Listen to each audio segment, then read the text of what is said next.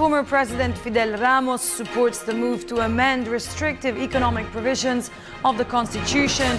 He believes this will help attract more foreign investors into the country. Freddie Abando with the details. Former President Fidel Ramos continues to champion reforms of the Constitution. In 1997, he was a major advocate to change the country's form of government from presidential to parliamentary. It was a failed exercise since critics labeled the attempt was initiated to extend his term. 17 years later, the former president is supporting the move of Speaker Feliciano Belmonte to amend restrictive provisions of the Constitution. Ramos said it's time to attract the entry of foreign investors and end control of the economy by just a few powerful rich families while poverty reigns in the country.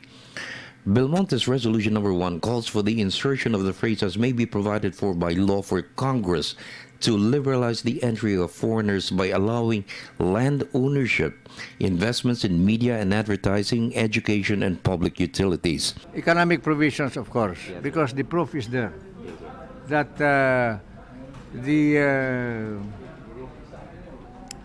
60-40 provisions in regard to capitalization of large industries, especially development of natural resources, is too heavily weighed in favor of rich Filipinos.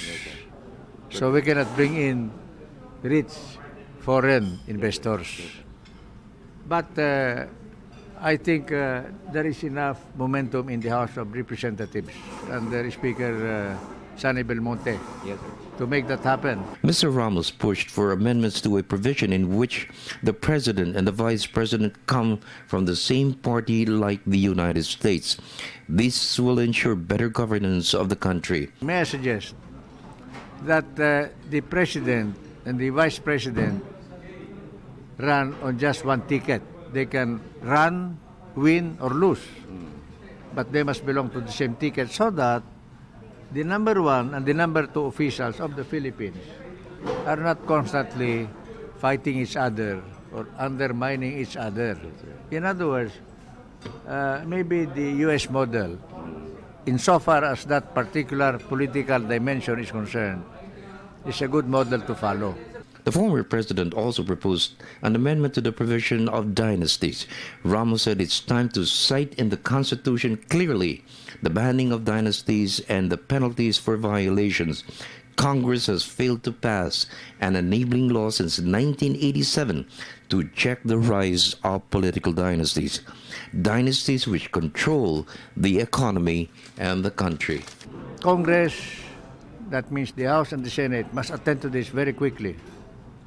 But there is a provision in the Constitution itself applicable to the President as Chief Executive that they might use as a basis for defining dynasty and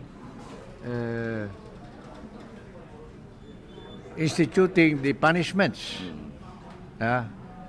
for pursuing dynastism. This, I would say, undemocratic, unfair, un-Filipino provision that reserves dynasties, meaning the power of government, private business,